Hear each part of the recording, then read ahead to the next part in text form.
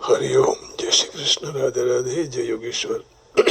बंशीधरम दोत्रधरम नमामि मनोहरम मोहहरम च कृष्णम मालाधरम धर्मधुरम धरं च पार्थस्यरध्यगरं च देवं कर्तव्यदीक्षां च समत्वशिक्षां ज्ञानस्य भिक्षां शरणागतिं च ददाति गीता करुणाद्रभूता कृष्णेन गीता जगतो वेदाय।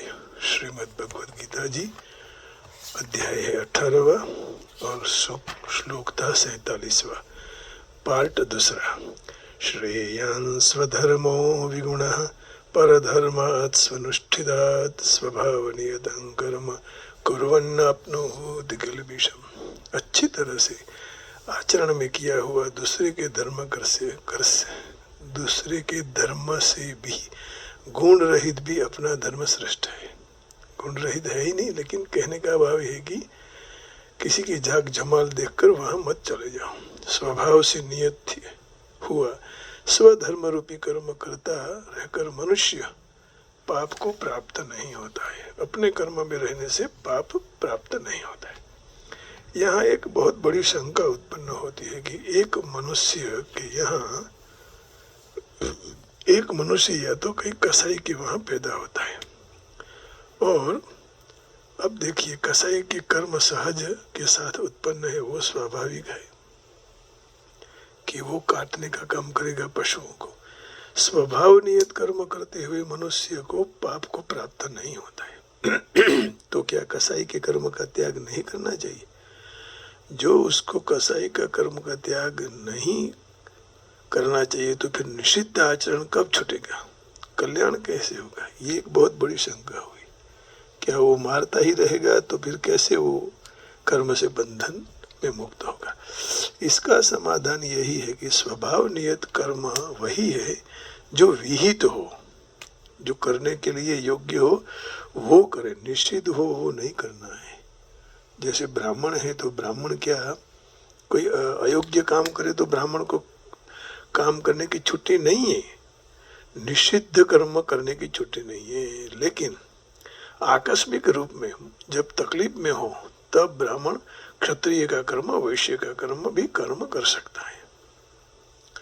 जो कर्म किसी को भी अहित कारक हो वह सहज कर्म में नहीं लिए जाते। तो कर्म आसक्ति और कामना के कारण उत्पन्न होते हैं। निषिद्ध कर्म चाहे इस जन्म में बना हो चाहे पूर्व जन्म में बना हो, तो वह दोष वाला ही है। दोष भाग त्याज्य होता है ना। जो दोषित है उसको तो छोड़ना ही पड़ेगा, क्योंकि दोष आसुरी संपत्ति है, गुण दैवी संपत्ति है। पहले के जन्म के संस्कारों से भी दुर्गुण दुराचार में रुचि हो सकती है, परंतु वह रुचि दुर्गुण दुराचार करने में विवश नहीं करती। विवेक, सद्विचार, सत्संग, शास्त्र आदि के द्वारा रुचि को दूर कर सकते हैं। युक्ति पूर्वक यदि देखा जाए तो कोई भी प्राणी अपना अहित नहीं चाहता है, अपनी हत्या नहीं चाहता है। इसलिए किसी का अहित करने का, हत्या करने का अधिकार किसी को भी नहीं है। ये जो पशु हिंसा हो रही है, मार के खा जाते हैं, ये किसी को अधिकार नहीं। मनुष्य अपने लिए अच्छा काम इच्छता है तो दूसरे के लिए भी अच्छा ही काम होना चाहिए। शास्त्रों में भी देखे तो यही बात आती है कि जिसमें दोष है उसमें पाप है, अन्याय है तो वो कर्म विकृत है, प्राकृत नहीं है। इसलिए विकार से उत्पन्न हुए हैं, तो स्वभाव से नहीं। तीसरे अध्याय में अर्जुन ने पूछा कि मनुष्य न इच्छते हुए भी किससे प्रेरित होकर पाप कर्म अथ केन प्रयुक्तोऽयं पापम चरति पुरुषः। तो भगवान ने कहा कि कामना के वश ही मनुष्य पाप कर्म करता है। कामना के कारण, क्रोध के कारण, स्वार्थ, अभिमान के कारण ही कर्म ऐसे कर देता है। तो वह कर्म शुद्ध नहीं अशुद्ध है। तीसरे अध्याय के 36वें और 37वें श्लोक में भगवान ने यहाँ स्पष्ट इसकी बात कही है। अथ केन प्रयुक्तोऽयं पापम चरति पुरुषः अनिच्छन्न पिवार्षणेव बलादिव नियोजितः। भगवान कहते हैं काम एष क्रोध एष रजोगुण समुद्भव महाशनो महापाप महाविध्येनम यह वैरिणम। तो रजोगुण से उत्पन्न यह काम अर्थात कामना ही पाप का कारण है, और काम ही क्रोध में रूपांतर होता है। यह कितना है कि बहुत खाने वाला महापापी है, इस बात में तो उसको वेरी जान, वो तुम्हारा अहित करने वाला है। तो परमात्मा प्राप्ति के उद्देश्य से जो कर्म किए जाते हैं उन कर्मों में भिन्नता रहती है, परंतु वे दोषित नहीं होते। ब्राह्मण के घर जन्म होगा तो ब्राह्मणोचित कर्म करेगा, शूद्र के घर होगा तो शूद्रोचित कर्म करेगा, परंतु कर्म दोष युक्त नहीं होना चाहिए। दोष युक्त कर्म सहज नहीं है, स्वभाव नियत नहीं है। दोष युक्त कर्म स्वाभाविक हो सकते हैं परंतु स्वभाव नियत नहीं है। कितनी बात अच्छी की। एक ब्राह्मण ने परमात्मा के तत्व की प्राप्ति हो गई, प्राप्ति के बाद फिर उसी तरह पवित्रता से भोजन बनाएगा। जैसी पवित्रता से ब्राह्मण को रहना चाहिए उसी पवित्रता से वह रहेगा। उसी तरह एक अंत्यज परमात्मा की प्राप्ति हो जाए तो भी जूठा खा लेगा, जिस तरह पहले रहता था वैसे ही रहेगा, परंतु ब्राह्मण ऐसा नहीं करेंगे, क्योंकि पवित्रता से भोजन करना और स्वभाव नियत कर्म है। जब अंत्यज को जूठा खाने का खाना दोषित नहीं बताया है, इसलिए सिद्ध महापुरुषों में एक एक से विचित्र कर्म होते हैं परंतु दोषित नहीं होते। उनका स्वभाव राग द्वेष से रहित होने के कारण शुद्ध होते हैं। पहले कोई पाप कर्म से कसाई के घर में जन्म हो गया तो जन्म पाप का फल भोगने के लिए हो गया है, पाप करने के लिए नहीं। वाह, पाप का फल जाति आयुष्य और भोग बताने के दिखाने के लिए आया है। नए कर्म करने के लिए, नए पाप कर्म करने के लिए नहीं है, है ना। सती मूले तद विपाको जात्यायुर्भोगा, योग दर्शन में किया है। सती मूले तद विपाको जात्यायुर्भोगा, कर्म करने में वह स्वतंत्र है। जो उसका चित्त शुद्ध हो गया जाए तो कसाई आदि का कर्म नहीं कर सके। एक संत ने किसी को कहा कि कोई अपना धर्म पशुओं को मारने का मानते है तो क्या करना चाहिए। तो संत दृढ़ता से कहा कि जो अपने धर्म के अनुसार ही लगातार 3 वर्ष तक पवित्रता पूर्वक भगवान का नाम का, अपना इष्ट का नाम का जप करे तो फिर वह मार ही नहीं सकेगा, उसको मारने की इच्छा ही नहीं होगी, क्योंकि उसके पूर्व जन्म अथवा यहाँ का स्वभाव पड़ा हुआ है। तो स्वभाव दोषित है। जो सच्चे हृदय से मात्र परमात्मा तत्व की प्राप्ति चाहेगा तो वह कसाई का काम नहीं कर सकता। उससे अपने आप ग्लानि होगी, उपरति होगी, बिना कहे सुने उसमें सद्गुण स्वाभाविक आ जाएंगे। रामचरितमानस में सबरी के प्रसंग में भगवान राम ने सबरी को कहा, नवधा भक्ति कहूँ तो ही पाही, सावधान सुनो धरु मन माही। फिर 9 प्रकार की भक्ति को कहकर अंत में भगवान ने कहा, सकल प्रकार भक्ति दृढ़ तोरे। तात्पर्य यही हुआ कि 9 प्रकार की भक्ति है, सबरी को पता ही नहीं है, परंतु सबरी में सारे प्रकार की भक्ति स्वाभाविक थी। सत्संग भजन ध्यान करने से जो गुणों का अपने का ज्ञान नहीं है तो वो गुण भी आ जाते हैं। जो केवल दूसरों की सुनने के लिए याद करते हैं वो दूसरों को कह देंगे, परंतु आचरण में वे गुण नहीं आएंगे। बहुत अच्छी बात की। यदि आचरण में ही नहीं आएगा तो बेकार है। जब अपना स्वभाव शुद्ध करके परमात्मा की ओर चलेगा, इसलिए मनुष्य अपने स्वभाव और अपने कर्म शुद्ध निर्मल बनाना चाहिए। इसमें कोई परतंत्र नहीं है, कोई निर्मल नहीं है, कोई अयोग्य नहीं है, कोई अपात्र नहीं है। मनुष्य के मन में ऐसा होता है कि मैं कर्तव्य का पालन करने में, सद्गुणों के आचरण में असमर्थ हूँ, परंतु वास्तव में वह असमर्थ नहीं है। सांसारिक भोगों की आदत और पदार्थों के संग्रह की रुचि होने से असमर्थता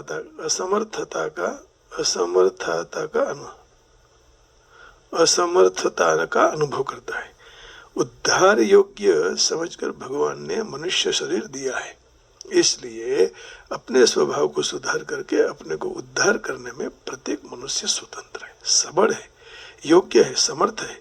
स्वभाव का यदि सुधार करना असंभव ही है, कठिन भी नहीं, मनुष्य को मुक्ति का द्वार कहा गया है। मनुष्य का शरीर साधन धाम मोक्ष कर द्वारा पाही न जे संवारा। तो जो स्वभाव का सुधार करने का संभव न हो तो मुक्ति का द्वार कैसे होगा? नहीं तो क्यों कहते जो मनुष्य अपने स्वभाव को सुधार न कर सके तो फिर मनुष्य जीवन की सार्थकता ही क्या है? तो स्वधर्म रूप कर्म करने से पाप पैदा होता है। पाप लग नहीं सकता। कुर्वन् नाप्नोति किल्बिषम्, पाप लगने का मुख्य कारण है क्रिया नहीं होती है। इसलिए पाप कर्म लगते नहीं है, बल्कि स्वार्थ और अभिमान होने से लग जाते हैं। स्वभाव नियत नहीं है ऐसा कहते हैं, स्वाभाविक हो सकते हैं।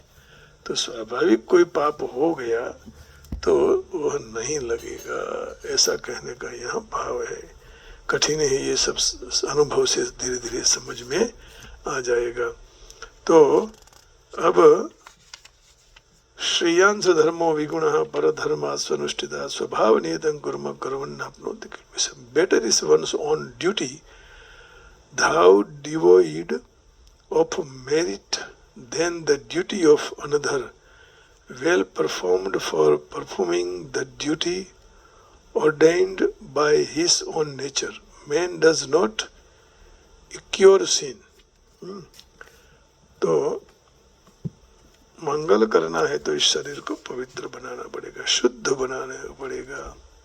It is better to engage in one's own occupation, even though one may perform it imperfectly, than to accept another's occupation and perform it perfectly. Duties prescribed according to one's nature are never affected by sinful reactions. तो स्वभाव नियतं कुर्म कुर्वन्नाप्नोति किल्बिषम्। श्रेयांश धर्मो विगुणः परधर्मात् स्वनुष्ठितात् स्वभाव नियतं कुर्म कुर्वन्नाप्नोति किल्बिषम्। अब 48वें का कल चर्चा करेंगे। आज देवालय मंदिर का भी टाइम हो गया है, और लेकिन हम एक भगवान को भजन अर्पण करके फिर आगे बढ़ेंगे। ये एक भक्ति का प्रकार ही है, भगवान की कृपा से ही सब हो रहा है। तो आइए भगवान से प्रार्थना करेंगे कि प्रभु हमें ऐसी कृपा करो कि आपकी याद आए। जैसे जसोदा माँ जी आपको याद करते रहते थे, वैसे हम भी आपको याद करते रहे। जसोदा माँ जी ने जब काना छोड़ के चला गया, जसोदा माँ जी तो कभी रह नहीं पाते थे, बहुत ही बड़े कष्ट से रह पाए।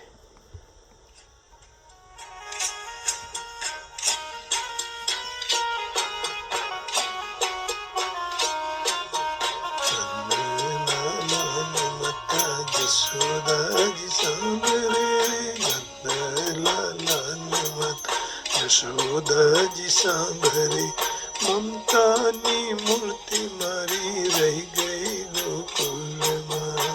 ममता नी मूर्ति मारी रह गई गोकुल माँ। नंद लाला ने माता यशोदा जी सांभरे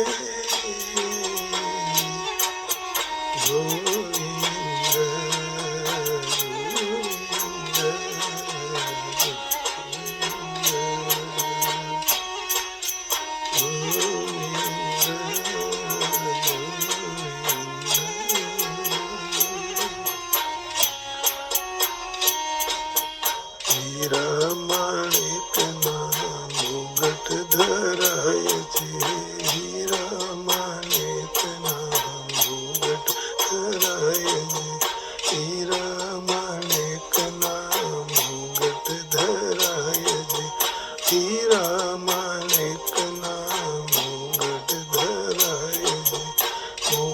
પીછ પાંખ મારી રહી ગઈ ગોકુળમાં, મોર પીછ પાંખ મારી રહી ગઈ ગોકુળમાં.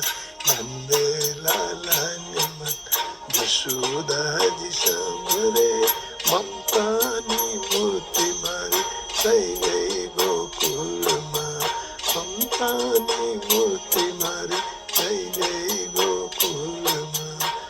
નંદલાલાની મત જશોદાજી સાંભળે.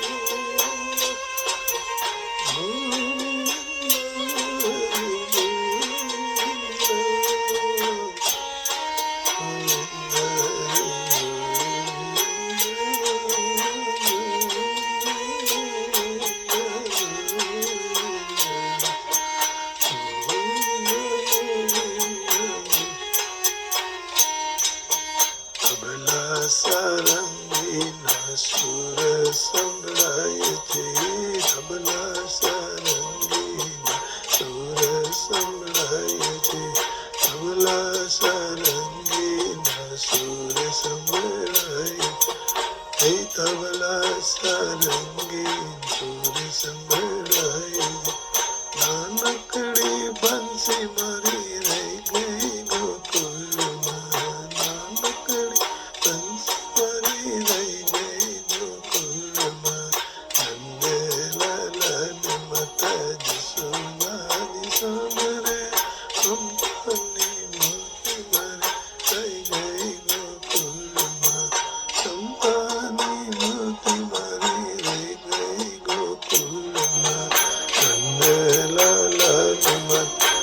Saudade saberé.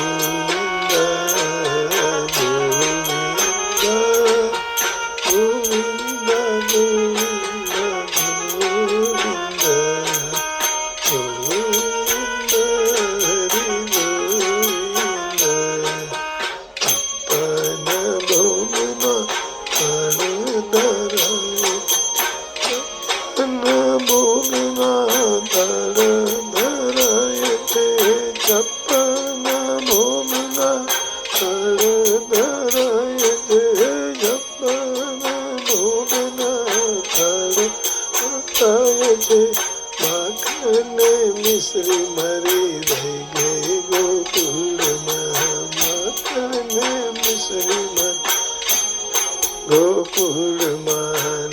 નંદલાલાની માતાજી સુદાજી સાંભળે, મમતાની મૂર્તિ મારી થઈ ગઈ ગોકુળમાં, મમતાની મૂર્તિ મારી. નંદલાલાની માતાજી સુદાજી સાંભળે, મમતાની મૂર્તિ મારી થઈ ગઈ ગોકુળમાં, મમતાની મૂર્તિ મારી થઈ ગઈ ગોકુળમાં. નંદલાલાની માતાજી સુદાજી સાંભળે.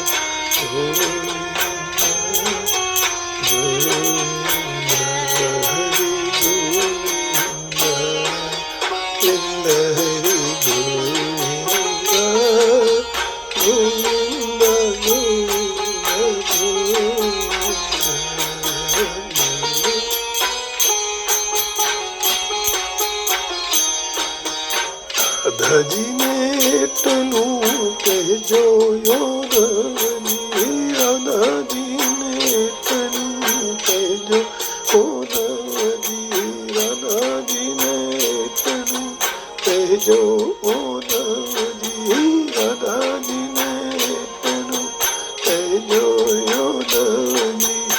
મમ્મી ભરી આંખ મારી રહી ગઈ ગોકુળમાં, મમ્મી ભરી આંખ મારી રહી ગઈ ગોકુળમાં. નંદલાલાને યશોદાજી સાંભળે, મમતાની મૂર્તિ મારી રહી ગઈ ગોકુળમાં, મમતાની મૂર્તિ મારી રહી ગઈ ગોકુળમાં.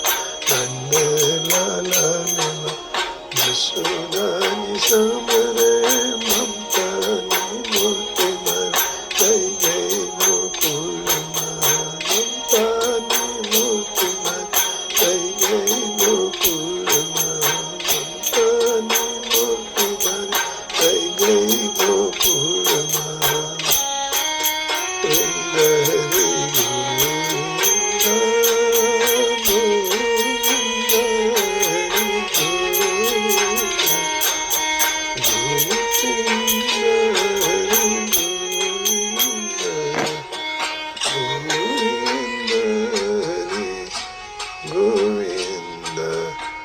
ગોવિંદ હરિ ગોવિંદ. હે પ્રભુ, હે નારાયણ.